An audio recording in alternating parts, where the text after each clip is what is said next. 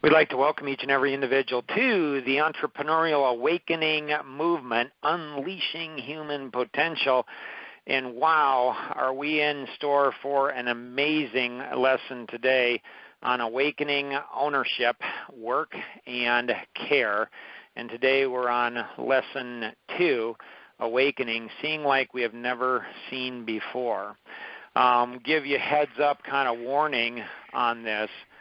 This one could be, I don't know if it's going to be R-rated, but it could be very intense. A lot of emotion, a lot of packed into it. And that's really what awakening is all about, right? And so you've gone through lesson 1. Did it impact you? Was there an awakening moment? Do you have anything in your life that you would dance for? I was going to say, do you have anything in your life you'd die for? Like, you know, when you think about people who have given their life, like, you know, the military and how amazing they are and the freedoms that we have as entrepreneurs, if we're an entrepreneur or an American citizen, like having, you know, the freedoms we have because somebody's willing to give their life for years of my freedom, like how cool is that? Do you and I have anything that we're willing to die for? Do we have anything that we're willing to dance for? To be the shirtless man and be out there kind of making a fool of ourselves and willing to do that. Is there anything in your belief system that you go ahead and say, hey, I'm willing to stand out and be different? You know, most people maybe not. There's a whole bunch of people that will stand with a group and they're like in the crazy dancing man video. They're the last ones to join the dancing because they don't want to be left out. But there's not a lot of shirtless men, the first one that's ready, you know, to go out there and dance. And there's not a lot of first followers. There's just not. And so we've been through the history and the power of quantum thinking. Buckle your seatbelts in because we're in for an awakening moment now. Tom, can you share the Grandpa Chappelle principle? That was when you shared that for the first time, I don't know, 15 years ago, whatever it was. That thing changed my life. So can you go ahead and share that story? Yeah, it was, you know, one of those times when you're younger and you have older people say, you know, let me tell you something that you probably won't like, but I'm going to give you one of those life-changing things. And as a young person, you kind of blow it off. But my grandfather said, you know, he gave me a little book, and he said, you need to write these things down because you may not see the value in what I'm saying now, but at some point in your life, you're going to think back saying, God, I wish I would have, you know, I wish I could remember what he said.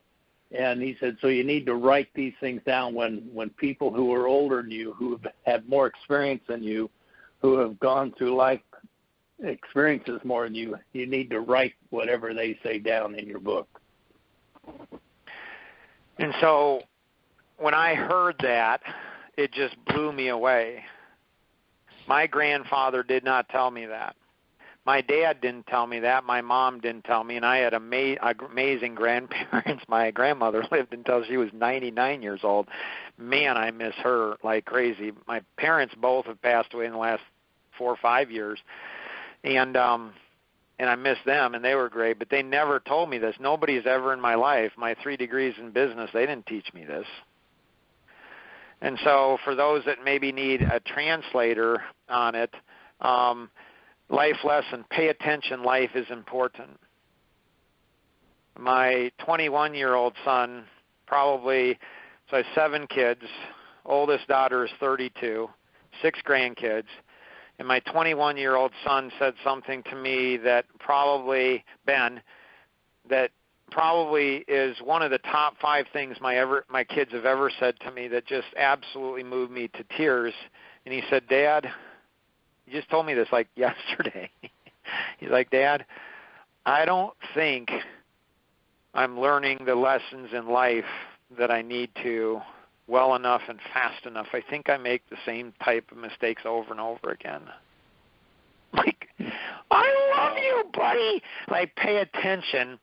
life is important if you say, oh, I get this. Yeah, you don't. Just telling you. You just don't get this. Hopefully throughout this course you'll go ahead and write down a lot of things, pause it, and say, wow, I need to go ahead and, I need to pay attention to that. So what is awakening? It's learning to see things that others do not see, which gives us the ability to do things that most people think is impossible. If when someone shares something with you, we think or say, I understand that. Oh, I understand that. I get that. We will never have an awakening moment. Like, I get it. No, you don't. You just don't.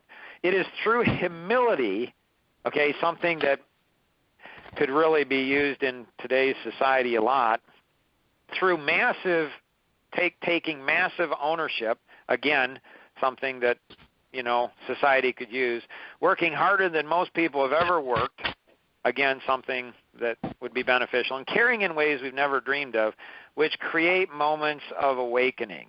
It's an epiphany. It's like, oh my gracious, that's wild. And when's the last time you had an awakening?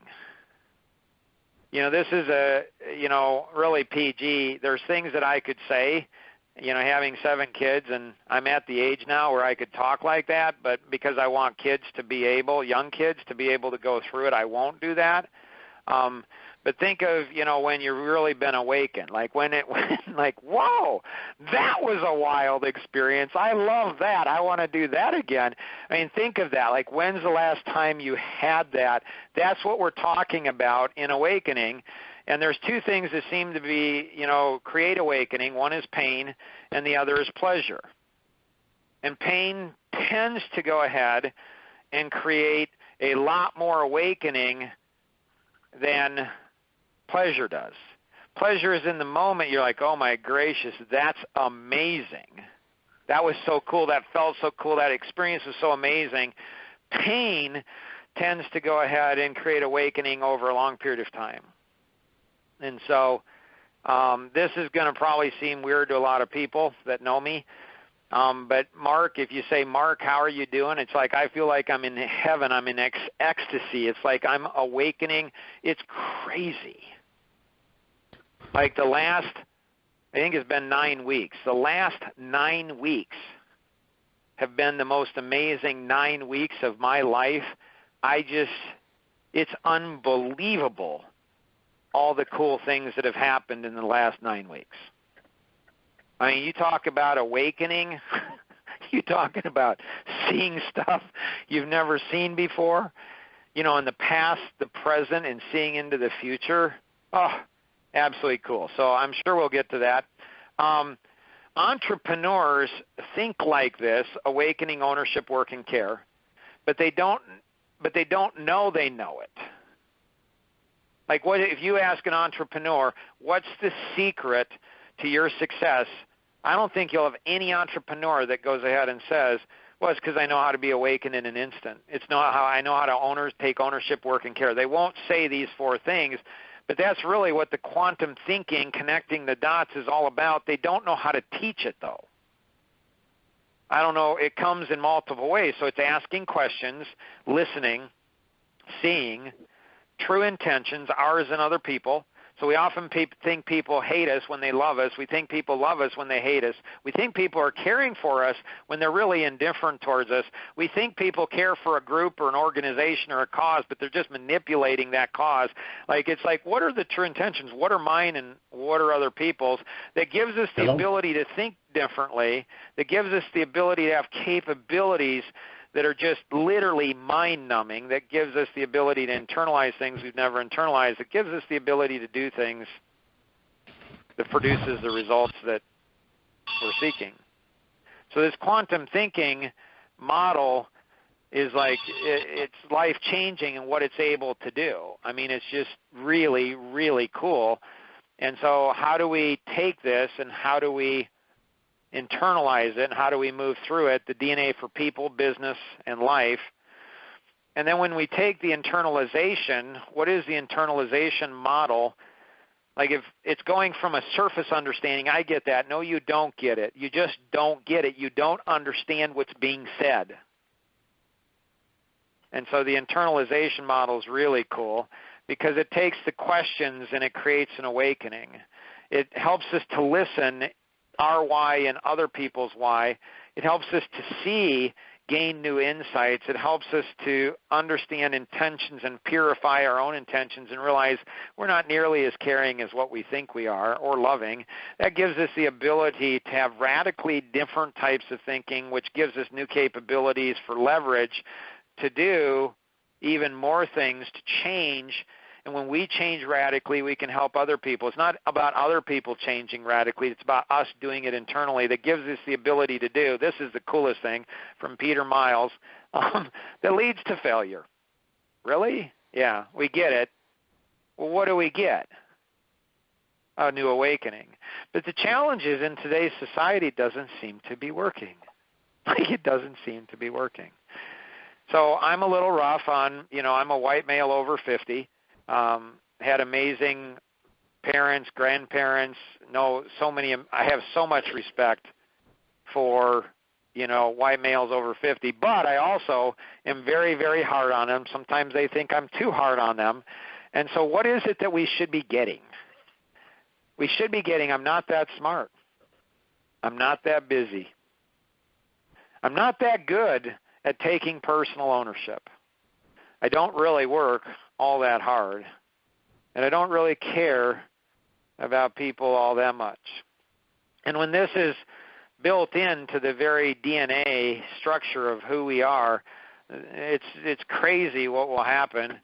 And so awakening comes from questions, but questions come from awakening too. When we're awakened, we ask different types of questions, or when we really listen, that creates an awakening, or awakening creates new forms of listening. We can see, or that can create awakening, or awakening can create new see. Same thing with intentions, same thing with thinking, same thing with capabilities, same thing with internalization, same thing with do. We can create new awakening by doing things different than we've done before, or when we get awakened, we do different things. That then leads to a DNA of people, understanding people in the amazing way that we different, doing business in a totally different way. So people are often right, but they're not right in the way that they think they're right. And because people just struggle, all ages, all race, all gender, all ethnic, all religious groups, every group of people seems to have a common thing, and that is a challenge with being humble and thinking we understand it, we've got it figured out. That leads to ownership. That leads to working in a totally different way. It leads to caring in a totally different way. And that connects into the internalization model, connects into awakening. And so you all that are participating, you have permission to interrupt me at any time. I may go ahead and slow down. I'll listen to your energy. I may slow down, or I may just keep going. Tom, any thoughts you have on, you're the one that helped inspire the internalization model. You have actually inspired so much of this. Appreciate your wisdom over the years and investment into my life and my kids' lives. Tom, any thoughts you have? No, it was interesting when you popped up those questions at the bottom, or statements, I guess it is, at the bottom. That I'm not that smart, I'm not that busy, and so on. Can you kind of walk through that again? I'm not quite sure I got all of that. Yeah, my poor oldest brother. Are you the oldest, Tom? I am. You're probably very thankful you didn't have a younger brother like me. Like my oldest brother, he's a CPA, and the guy is just crazy smart intellectually. But I remember years ago, he and I and one of his best friends, Rob, I think he owned his own construction firm, and we were talking, and Vern said something, my oldest brother said something, bless his soul, about how he's a CPA, and Rob, his best friend, just laughed, mocked him,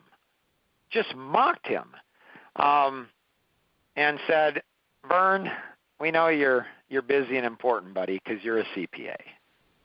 And that resonated with me, a lot on how people think they're busy and important.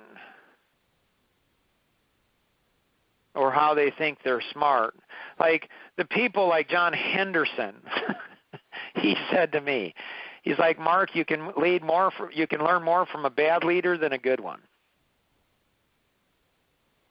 And he said something, and then he said something else. He said, you know, Mark, it's interesting, like the smartest people like doctors and, you know, CPAs and engineers, the highly educated individuals, they're smart in one area.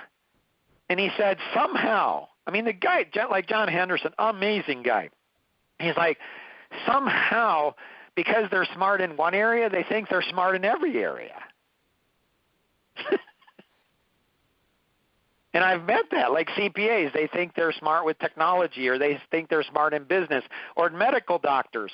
Like literally, I don't know if you knew this, Tom. Do you know what medical doctors call Cessna airplanes? No. Flying coffins. It's one of the great causes of medical doctors. Because, and it's true, they think they're a doctor, so they think they're a good pilot. Well, I'm really smart, Randy Eicherman went ahead, and he's a CPA, and he said he had a medical doctor that almost crashed and gave up his pilot's license because he said, I'm going to go ahead and die. And so they literally doctors literally call Cessnas, you know, so doctors do pretty well financially, and so they go out and buy these airplanes, and they think they're good pilots because they're good doctors, and they die. So anybody that has a specialization, either people that are highly specialized in an area and people who are highly educated, they think they're smart. It somehow affects their brain, and they think they're smart in all areas. Well, the reason I asked the question, well, yeah, go ahead. I think so, because the reason why I asked the question is I feel all of those things you just said about me. Well, of course you do. You're a white male over 60. See, this is the thing that's unique about you, Tom. I'm a white male over 70. You're a white male over 70. That's even got to get better. Like, wow. So this is the thing that's unique about you. Most people would not be honest and have integrity. And so in a way, Tom, you do feel yourself about all of those things. But in another way, like you're one of the most humble guys I've ever met in my life.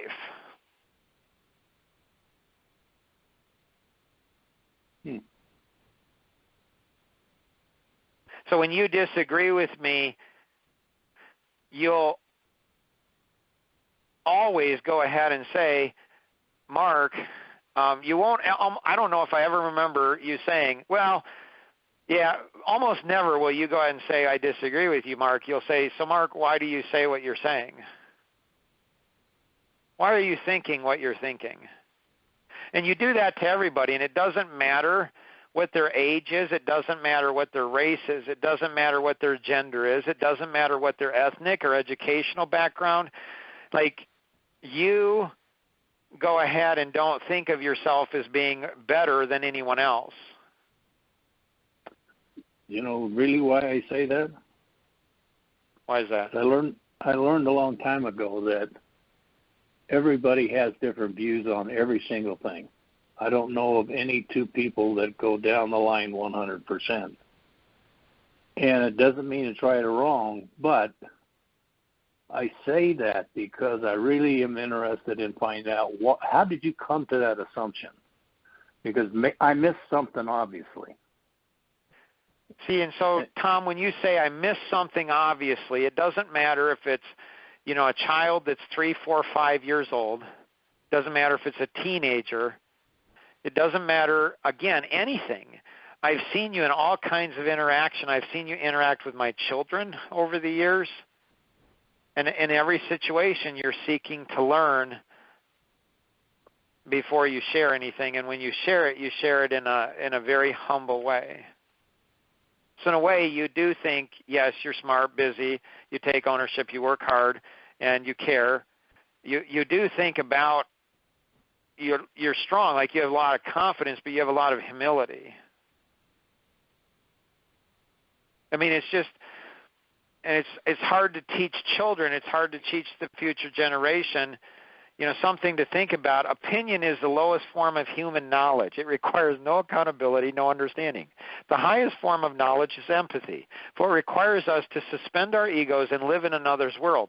It requires profound purpose, larger than the self kind of understanding.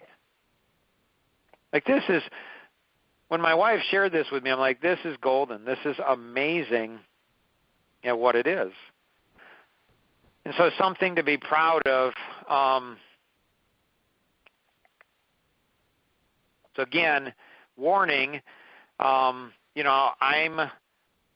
before I go into that, let's go through the awakening model. So there's 4 quadrants. So awakening is self, so you can be awakened by yourself. And then this quadrant 2 is awakened through yourself and others. 3 is awakened through groups, and 4 is awakened through strangers. And then there's 10 dimensions of awakening. 1 is we're born, and it happens all the time without conscious thought. So again, for men out there, okay, all the men that want to get women excited, okay, I learned how to do that by a 3-year-old boy. I think he was 3 years old, and I was going in and playing basketball at the club, and his mom's holding on to his hand, so young, attractive, woman, and she's walking in holding on to her son's hand, and so he doesn't run out in the street like little 3-year-old boys do, and he's like, "Mom, blue car." Maybe he was 2 years old, probably 2 years old. He's like, "Mom, blue car," and she got so excited, like she's like, "Really? That's so," like she got excited, he got excited. I'm like, really? Here's a 2-year-old kid that knows how to excite women, and grown men don't know how to do it. They don't know how to do it. So we're born, and so young kids, they're awakened all the time. It's a crazy, like, I have 6 grandkids. It's so awesome. Then me plus one other person, and so it's mom, so I can get mom excited, and then I can get dad excited. And how do I have awakening moments like, oh my gracious, my mom thinks differently? It's so cool to see. Even my 4-month-old granddaughter, it's so cool to see her studying the difference between her mom and dad, and even her grandpa and grandma. And the 3-year-old granddaughters I have, 2 of them twins, they're masterful at studying other people, and they know exactly what they can get away with each one. It's amazing. And then me and more, so that's our siblings. It's, we go to school, me and a group of people, so that's when we often enter into school or, work. And most people only are awakened at 1 to 5, levels. Most get stuck. It's all self-absorbed. And then the level 6 is going to be others. We have awakening moments on behalf of others, like an awakening moment for my son. Our strangers close, awakening from people we're not connected to. So when I see all this going on in America and all the marches, I'm awakened like crazy. It's awesome. It's like, like I see things I've never seen before. Strangers awakening from people we've never met. And then awakening from the 7.4, actually 7.8 plus billion people in the world. And then level 10 is impacting the world after we leave this physical world. And so how do we think about that? And when you become a grandfather or grandmother, I'm assuming that there are amazing things that happen, in that world. And so what does this mean? Does it apply, does this apply to every area of life? Einstein said you can never solve a problem on the level it was created, meaning we create our own problems, and so we're the solution. Government's not the solution for our problems, not that the government can't improve. I would agree. I think we all, not the big business, not big government, not big religion, education. Like we can solve our own problems. That's an entrepreneur. An entrepreneur says, I don't need a job. I can figure it out. I'll create a job for me and create a job for everybody else. It prevents entitlement. You'll never find an entrepreneur who's entitled. You just won't, because they can't survive. You can't even, have a business owner that's entitled, because they won't survive. They will not survive. Big business maybe, but little business not so much. The Grandpa Boersma principle. So my grandfather, when I was 8 years old, he said this to me once. Nobody ever said it, never read it in a book. Google doesn't even know this. And that is, Mark, when someone shares something with you that you don't want to hear, remember, there's some amount of truth to it. It could be 1% to 99%. It's not up to that person to tell you what percentage of truth there is. It's up to you to take it, internalize it, and decide for yourself what you need to accept and then change. My grandfather died when I was 9. I only saw him 6 times in my life. This change, it takes away all the defensiveness. It gives ownership. It's it's not somebody else's issue. So life lessons, don't be defensive as we won't learn anything. Take ownership. Don't be a drama queen or king, and then change what is needed. It's simple. This is not rocket science. It's not brain surgery. Claim unclaimed territory. Tom, can you share that story? Sure. When I first went to work for Century 21, I was just a manager coming in, and it took me about one day to figure out there was one guy who had the shining star. Everybody talked about Marty Reuter. So I went to him and set an appointment. He didn't know me from Adam. I go to the appointment, and he looked at me kind of funny. He goes, "Aren't you the new guy?" I said, "Yeah." He says, "Why are we here?" I said, "Because you are the shining star in the company, and you seem to be the most successful. I just want to know what you do." And he looked at me like I was nuts and finally realized that I was probably nuts and that I was serious. And he said, "Claim all unclaimed territory." And what he meant by it, I said, "What do you mean by that?" And he told me, he said, "If you see something that needs to be done, just go do it." He said, if somebody leaves or gets fired and they haven't replaced it, take over the responsibility of that job until they put somebody in there or until they end up giving it to you. He said, the thing, you may not ever get the money for it, and you may not ever get the responsibility. But at some point, someday, the leadership of the organization is going to be sitting around the table deciding they need to make changes or come up with a new way of doing things, and they're going to sit there and say, who can we put in to do this? And they're going to say you, because you claimed all unclaimed territory. You didn't wait for people to ask you to do things. You just went and did them. And that's I love that one. Territory. Tom shared that with me. It just blew my mind. Interesting. This isn't like The Secret, pay it forward, oh, yeah, you do good things, it'll come back around. That's not that. It's so much more than that. And so we as human beings must trust the integrity of natural laws and must learn to master them. And so in this course, we'll talk about personality mastery as the DNA for people. And when you look at the different things that happen, like the analytic tends to fall into despair, the driver tends to fall into anger, the expressive tends to fall into foolishness, and the amiable tends to fall into fear. And then all these things can happen to the analytic: pride, disassociation, major depression, bipolar. The driver personality: defiant, poor conduct, disruptive, sexual disorders, oppositional, physical abuse. The expressive: narcissism, ADD, ADHD, addictions, explosive drama, eating disorders, obsessive compulsive. Fear for the amiable: panic attacks, passive aggressive, stress, post-traumatic anxiety, social phobias. And so when you look at the core of this, and again, I'm not real confident: big government, big education, big pharma, big media, big medical, big religion. I'm not sure anybody, this is stuff that we can solve. We can figure this out, and then kind of an inner quadrant is BPD, bipolar personality or borderline personality disorder, which is just, whoa, really interesting stuff. And that's where the mobile app comes in. So I appreciate Life Masteries Institute. This is warning where it might get a bit intense, a bit emotional. So this is my son with my granddaughter, Lily, and this is my son who died when he was 39 weeks ago.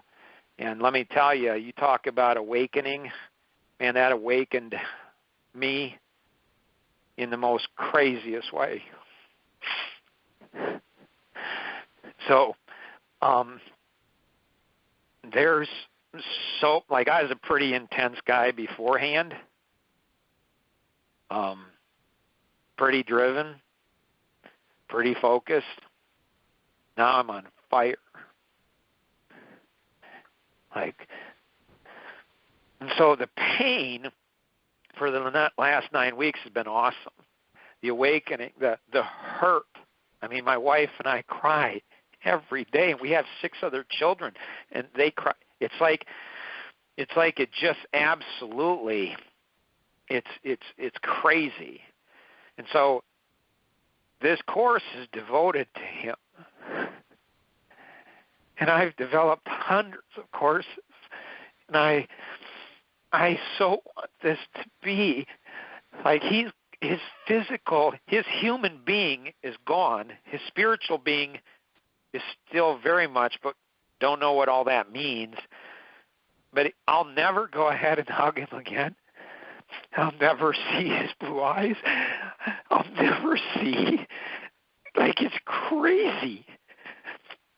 And so, but why it's so cool is this course, like, if I had done it sooner, maybe he wouldn't be dead. Like, I get it. And so, awakening, like, my analytic is on fire. You know, the driver is, like, on fire. My expressive, my amiable, like, all of these things are, you know, just so crazy. And so I worked for over 15 years to save my son and his life, his very life. And I'm so proud of him, the things that he did. Oh, my gracious. So I want a movement. Like, I want a movement. I believe he can accomplish more in his death than he did his life. I really do. Like, and so he went ahead, and one of his companies that he owned was video editing and production and everything, and he was contracted with Life Masteries for over 8 years. And so there's been a generous anonymous donor that has given $125,000 to be matched.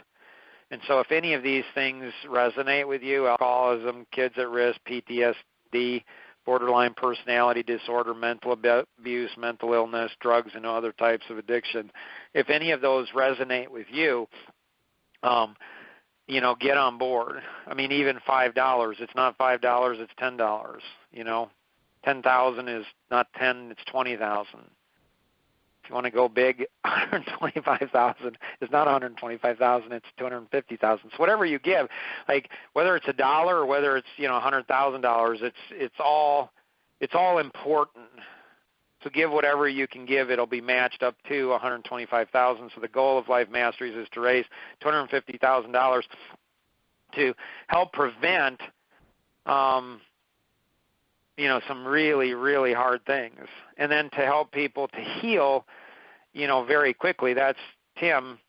He was, I don't know how old he was then, but he's 19 now, and he was in the room when it happened.